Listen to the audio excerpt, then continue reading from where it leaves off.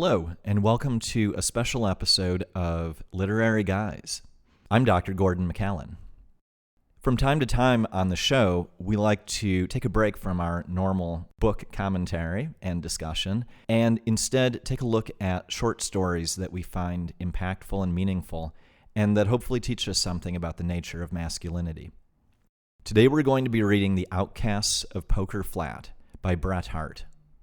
This is going to be read in its entirety with the exception of two words which I have omitted due to them not adding any value to the story and not being appropriate language for the day in which we live.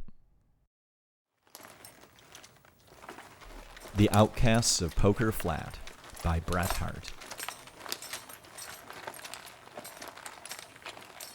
As Mr. John Oakhurst, gambler, stepped into the main street of Poker Flat on the morning of 23rd of November 1850, he was conscious of a change in its moral atmosphere since the preceding night. 2 or 3 men, conversing earnestly together, ceased as he approached and exchanged significant glances. There was a Sabbath lull in the air which, in a settlement unused to Sabbath influences, looked ominous. Mr. Oakhurst's calm, handsome face betrayed small concern in these indications. Whether he was conscious of any predisposing cause was another question. "I reckon they're after somebody," he reflected. "Likely it's me." He returned to his pocket the handkerchief with which he had been whipping away the red dust of Poker Flat from his neat boots, and quietly discharged his mind of any further conjecture. In point of fact, Poker Flat was after somebody. It had lately suffered the loss of several $1,000s, 2 valuable horses, and a prominent citizen. It was experiencing a spasm of virtuous reaction, quite as lawless and ungovernable as any of the acts that had provoked it. A secret committee had determined to rid the town of all improper persons. This was done permanently in regard of 2 men who were then hanging from the boughs of a sycamore in the gulch, and temporarily in the banishment of certain other objectionable characters. I regret to say that some of these were ladies. It is but due to the sex, however, to state that their impropriety was professional, and it was only in such easily established standards of evil that Poker Flat ventured to sit in judgment. Mr. Oakhurst was right in supposing that he was included in this category. A few of the committee had urged hanging him as a possible example, and a sure method of reimbursing themselves from his pockets of the sums he had won from them. "It's agin justice," said Jim Wheeler, "to let this yer young man from Roaring Camp, an entire stranger, carry away our money." But a crude sentiment of equity residing in the breasts of those who had been fortunate enough to win from Mr. Oakhurst overruled this narrower local prejudice. Mr. Oakhurst received his sentence with philosophic calmness, none the less coolly than he was aware of the hesitation of his judges. He was too much of a gambler not to accept fate. With him life was at best an uncertain game, and he recognized the usual percentage of favor of the dealer. A body of armed men accompanied the deported wickedness of Poker Flat to the outskirts of the settlement. Besides Mr. Oakhurst, who was known to be a coolly desperate man, and for whose intimidation the armed escort was intended, the expatriated party consisted of a young woman familiarly known as the Duchess, another who had won the title of Mother Shipton, and Uncle Billy, a suspected sluice robber and confirmed drunkard. The cavalcade provoked no comments from the spectators, nor was any word uttered by the escort. Only, when the gulch was marked the uttermost limit of Poker Flat was reached, the leaders spoke briefly and to the point. The exiles were forbidden to return at the peril of their lives. As the escort disappeared, their pent-up feelings found vent in a few hysterical tears from the Duchess, some bad language from Mother Shipton, and a Parthian volley of expletives from Uncle Billy. The philosophic Oakhurst alone remained silent. He listened calmly to Mother Shipton's desire to cut someone's heart out, to the repeated statements of the Duchess that she would die in the road, and the alarming oaths that seemed to be bumped out of Uncle Billy as he rode forward.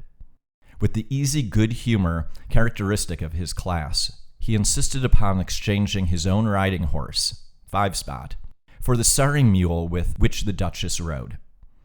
But even this act did not draw the party into any closer sympathy. The young woman readjusted her somewhat draggled plumes with a feeble, faded coquetry. Mother Shipton eyed the possessor of Five Spot with malevolence, and Uncle Billy included the whole party in one sweeping anathema. The road to Sandy Bar, a camp that, not having as yet experienced the regenerating influences of Poker Flat, consequently seemed to offer some invitation to the emigrants, lay over a steep mountain range. It was distant a day's severe travel. In that advanced season, the party soon passed out of the moist, temperate regions of the foothills into the dry, cold, bracing air of the Sierras. The trail was narrow and difficult. At noon, the Duchess, rolling out of her saddle upon the ground, declared her intention of going no farther, and the party halted. The spot was singularly wild and impressive, a wooded amphitheater surrounded on three sides by precipitous cliffs of naked granite, sloped gently towards the crest of another precipice that overlooked the valley. It was undoubtedly the most suitable spot for a camp, had camping been advisable. But Mr. Oakhurst knew that scarcely half the journey of Sandy Bar was accomplished, and the party was not equipped or provisioned for the delay. This fact he pointed out to his companions curtly, with a philosophic commentary on the folly of throwing up their hand before the game was played out. But they were furnished with liquor, which in this emergency stood them in place of food, fuel, rest, and prescience. In spite of his remonstrances, it was not long before they were more or less under its influence. Uncle Billy passed rapidly from a bellicose state into one of a stupor. The Duchess became maudlin, and Mother Shipton snored. Mr. Oakhurst alone remained erect, leaning against a rock, calmly surveying them. Mr. Oakhurst did not drink. It interfered with a profession which required coolness, impassiveness, and presence of mind, and, in its own language, he couldn't afford it. As he gazed at the recumbent fellow exiles, the loneliness begotten of his pariah trade, his habits of life, his very vices, for the first time seriously oppressed him. He bestirred himself in dusting his black clothes, washing his hands and face, and other acts characteristic of the studiously neat habits, and for a moment forgot his annoyance. The thought of deserting his weaker and more pitiable companions never perhaps occurred to him. Yet he could not help feeling the want of that excitement which, singularly enough, was most conducive to that calm equanimity for which he was notorious. He looked at the gloomy walls that rose 1,000 feet sheer above the circling pines around him, at the sky, ominously clouded, at the valley below, already deepening into shadow. And doing so, suddenly, he heard his own name called. A horseman slowly ascended the trail. In the fresh, open face of the newcomer, Mr. Oakhurst recognized Tom Simpson, otherwise known as the Innocent of Sandy Bar.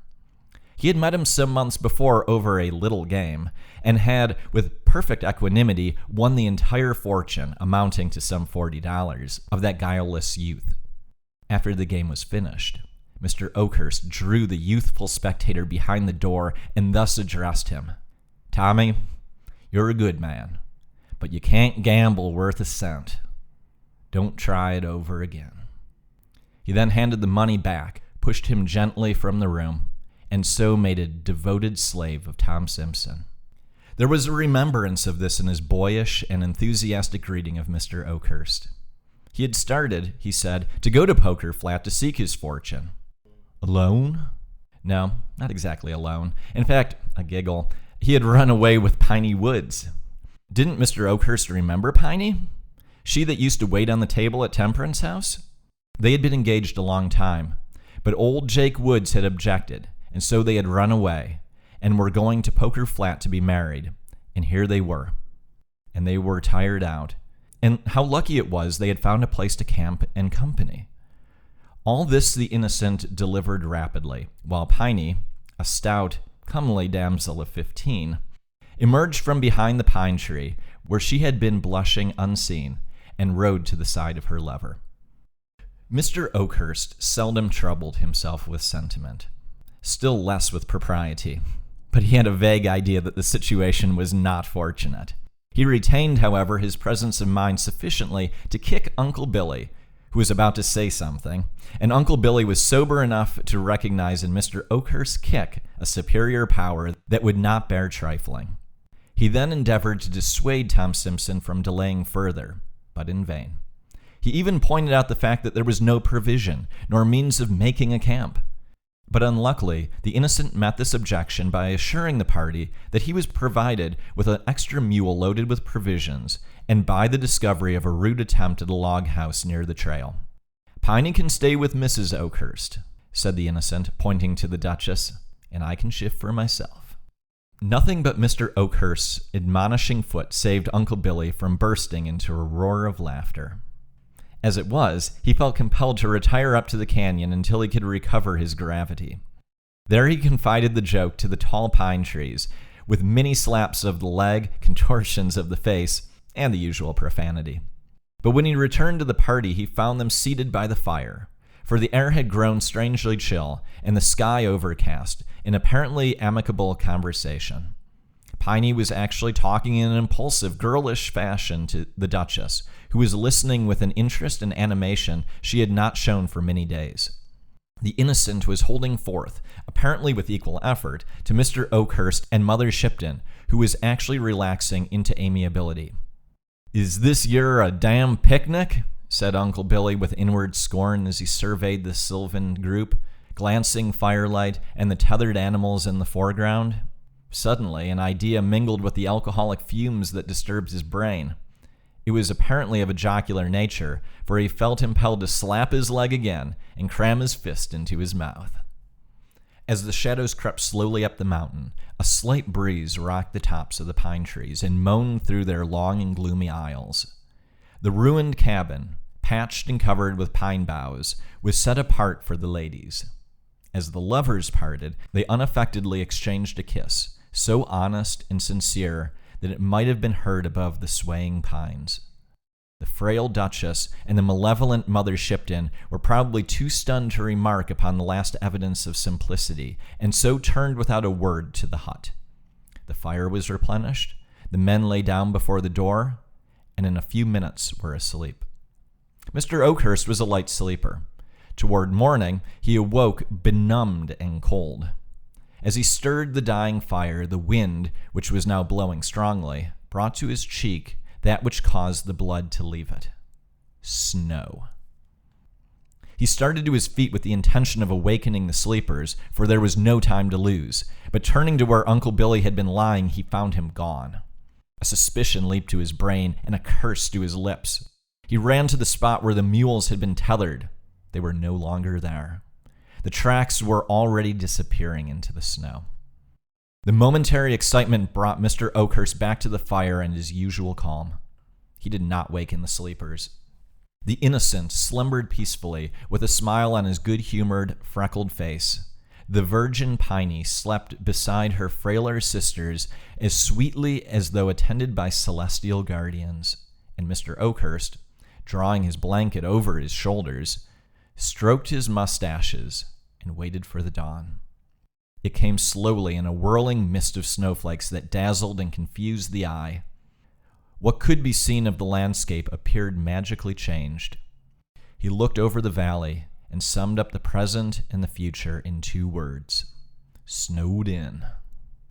A careful inventory of the provisions, which, fortunately for the party, had been stored within the hut, and so escaped the felonious fingers of Uncle Billy, disclosed the fact that with care and prudence they might last 10 days longer. "That is," said Mr. Oakhurst, sotto voce of the innocent, "if you're willing to board us.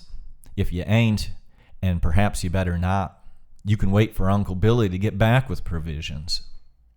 For some occult reason, Mr. Oakhurst could not bring himself to disclose Uncle Billy's rascality, and so offered the hypothesis that he had wandered from the camp and had accidentally stampeded the animals.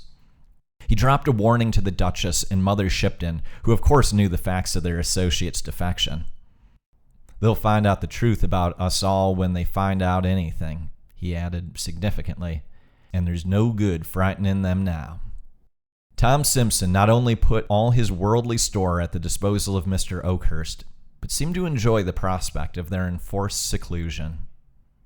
"We'll have a good camp for the week, and then the snow will melt, and we'll all go back together."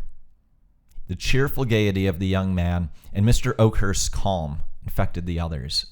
The innocent, with the aid of pine boughs, extemporized a thatch for the roofless cabin, and the Duchess directed Piney in the rearrangement of the interior with a taste and tact that opened the blue eyes of that provincial maiden to their fullest extent.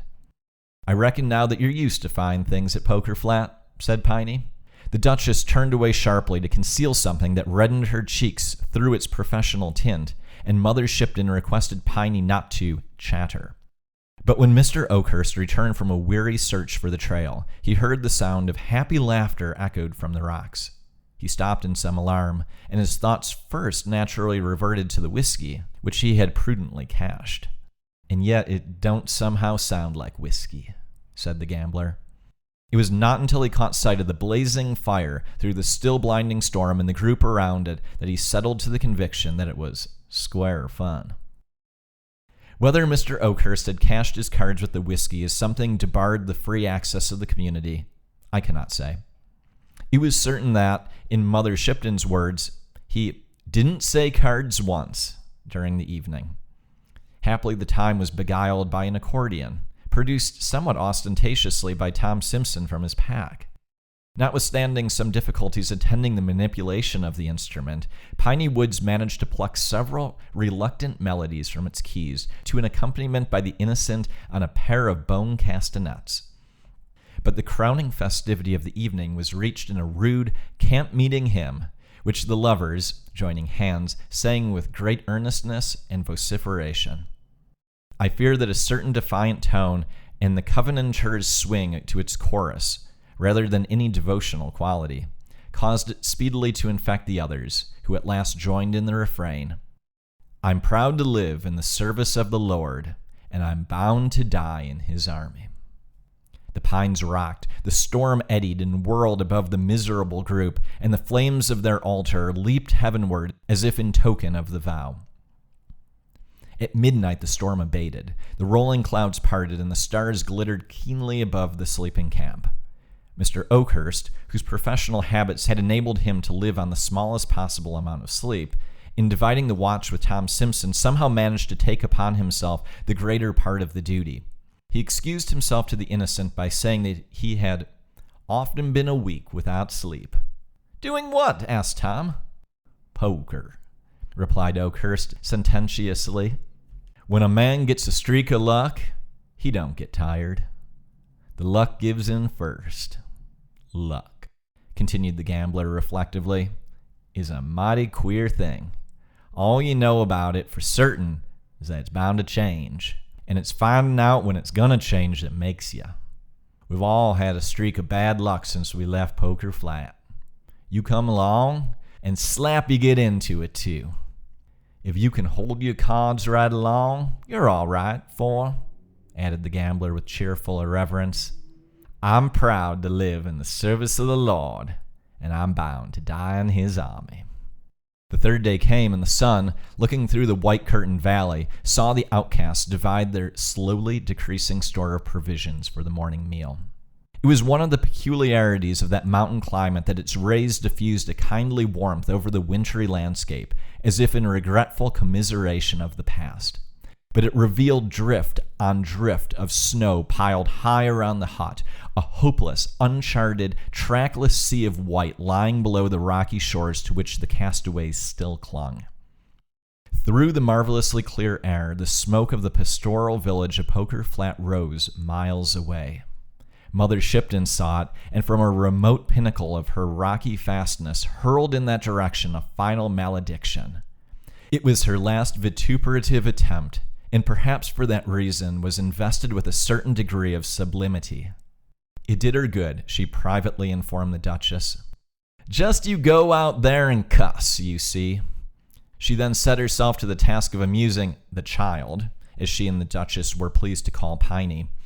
Piney was no chicken, but it was a soothing and original theory of the pair thus to account for the fact that she didn't swear and wasn't improper. When night crept again through the gorges, the reedy note of the accordion rose and fell in fitful spasms and long-drawn gasps by the flickering campfire. But music failed to fill entirely the aching void left by insufficient food, and a new diversion was proposed by Piney: storytelling. Neither Mr. Oakhurst nor his female companions caring to relate their personal experiences, this plan would have failed too, but for the innocent.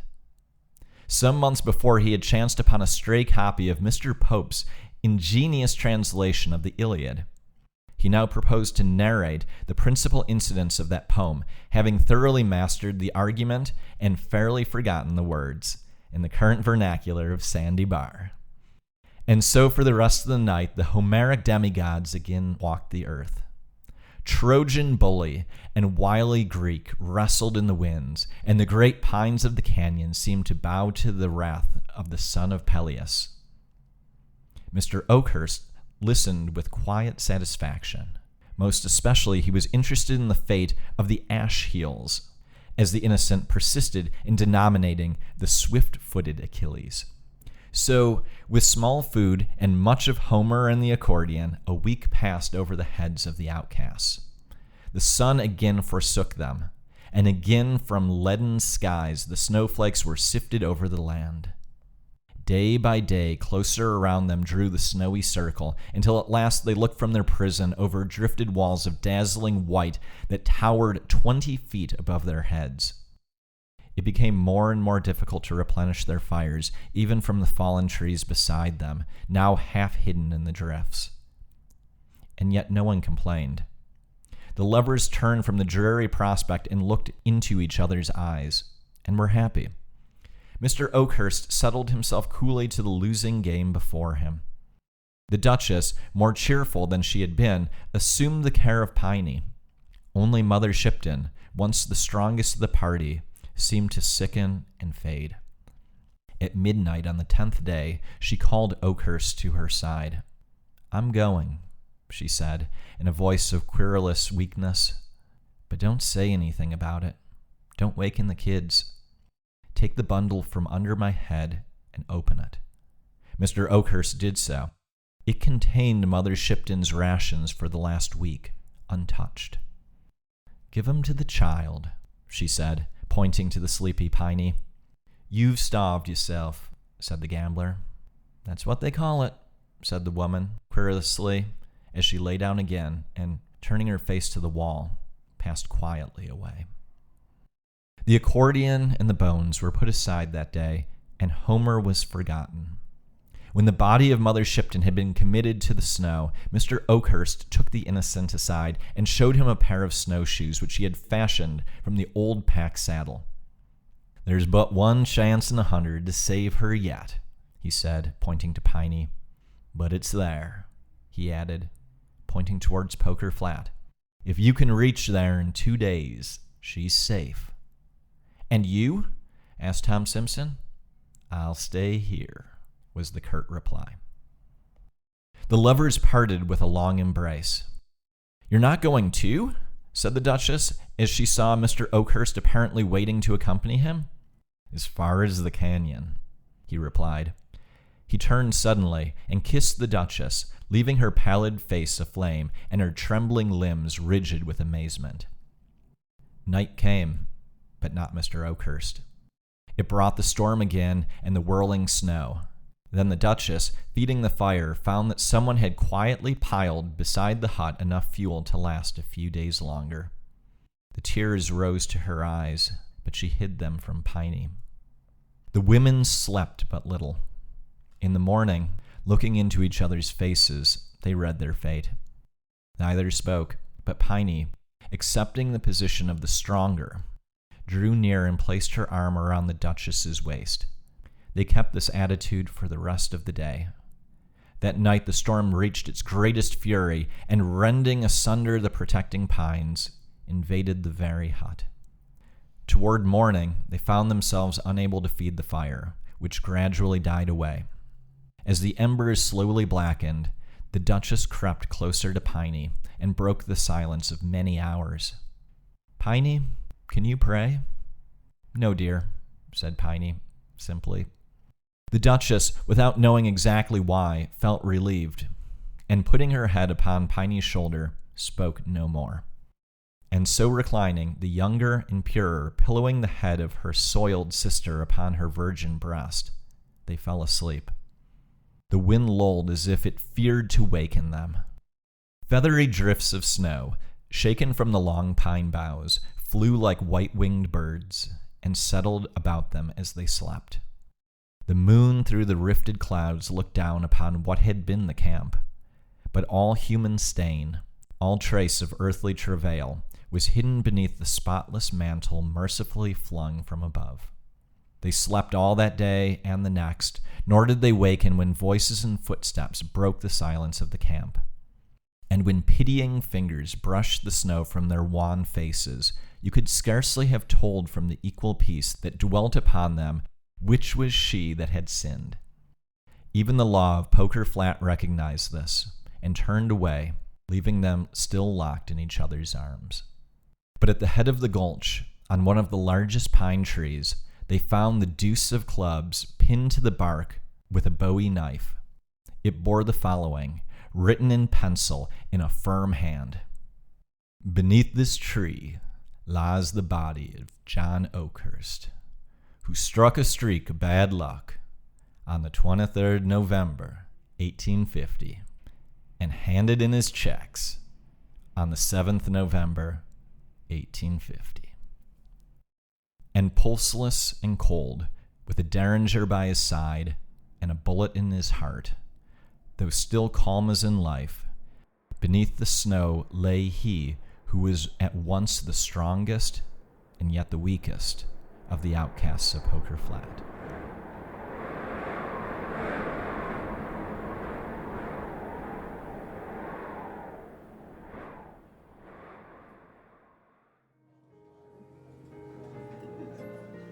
Well, first of all, Dr. McCown, let me just say what a fine reading you just did. Thank you very much. I appreciate that. I'm author Zachary Kellyan, joining Gordon here to talk about The Outcasts of Poker Flat by Bret Harte. For those of you who maybe this is the first time being introduced to this work and maybe felt it a little bit derivative or stereotypical, please keep in mind that Bret Harte created all of the stereotypes for the Old West, from the prostitute with a heart of gold to the gambler down on his luck to the wanton sluice thief. These were all original archetypes. So if you felt like you've seen them before, you have, but this was the story that created them. We read a original Old West story written during the Old West. It's pretty cool. When was this written? It was written in 1869. I believe it was published. So really just, less than 20 years after it takes place, and very much still the West as we think of it from Hollywood, the John Wayne times and everything. The Old West in 1868 was obviously very much still a thing. The Western United States was quite lawless, and territories like Poker Flat popped up out of the wilderness and disappeared soon after and dealt out justice, just like we saw in the story. And given when this was written, it explains some of the language which is in here, which is not of the common current vernacular. There's a lot of words in there that if our listeners are like, huh? Just understand that I didn't understand most of them either, so you're not alone. Definitely the language has evolved, and certainly words that just are not that common. But as Zach and I were talking about during the recording, that some of them are very interesting words that have fallen out of the language, and maybe we don't have good replacements for. Yeah, there's some lovely language in here, and I think if you take away some of the outdated terminology and some of the outdated vocabulary, I still feel like it reads fairly contemporary. It's easy to understand everything that's going on. You can recognize these people as people that we have all known, and I think that's owed to Bret Harte being one of the innovators of American naturalism. So this is one of the first stories that we can really point to that is written in a style and cadence closer to today's English than Shakespearean English. I think it's a really good point. And I actually would not have dated this novel as when it was written for that very reason. I thought It was originally something which had been done in the style of, but not necessarily originally written in the mid-1800s. So in these readings that we're doing on Literary Guise, we want to jump right into the characters that we have and to perhaps just give our own thoughts on the masculinity of these characters and what it means. And I think we have to take a look at Mr. Oakhurst here. Yep. What is his strength and what is his failing as a masculine archetype? You said that Bret Harte defined the archetype. Tell me about that. Yeah, I think I'm kind of interested to hear both what our listeners think about this over social media, but then what you think about this too, Gordon, about John Oakhurst's masculinity, because it's often still debated in literary circles today. Is he one of the great all-time heroes in literature, or is he a very weak man who, when his luck ran dry, decided to end his own life? What do you make of his sacrifice at the end? That's really the crux, I think, of this whole story, is the sacrifice that he made. Do you think that that was warranted? Do you think that was in keeping with his character of being this stalwart man who returned gambling debts that he had won off of people who couldn't afford it, who refused to drink or swear or to treat the prostitutes or the sex workers in their midst as anything less than genteel women? Certainly, everything on the surface of this man is very stalwart and admirable. What do you make of that last action in his life? I agree that it's not clear-cut, but I think the image that sticks out in my mind is the pile of fire fuel. That if he wanted to just make a somewhat clean, unemotional exit, I mean, he could have done that. He could have walked off. He didn't even need to come up with this story about how he was going to follow his friend out into part of the trail, which in some ways doesn't even really make that much sense. Yeah. Because Tom Simpson had actually been down that trail before in his life. I'd have to believe that he knew it just as well as Mr. Oakhurst did. So the fact that he set up this pretense and that he put the firewood there, and he had that prescience of mind to help his friends who he thought might have, one chance in 100, in order to make it to town, that this is a compassionate man. Yeah. While I don't necessarily agree with the way that he decided to end his own life, that he did a lot of things right before that which depict a very emotional stoicism, that there's something there. We have two characters who sacrifice a great deal in this. We have Mother Shipton, who willingly starves herself for the sake of the other two women, the other travelers along with her. And then you have, obviously, Oakhurst, who ends up taking his own life to spare the survivors, or the would-be survivors of this tragedy, supplies and fuel and resources. I think, to me, I see a masculine and a feminine side of the same sacrifice. You have Mother Shipton, who, starving to death must be an awful way to go out. But, she probably didn't believe in suicide. She maybe still clung to some hope because she is a very hopeful character throughout much of this. She has a lot of vim and vigor to her way of being. You probably had to be a proprietor of a house of ill repute back in the Old West in those days. Agreed. But then you have John Oakhurst, who I think, because of his gambling nature, because of his fatalistic view of life, he's not going to freeze to death. He's not going to starve to death. He sees the best chance that some of the more innocent members of his party have to survive is for him not to be in the picture. And I actually think that his final sacrifice is a very masculine one.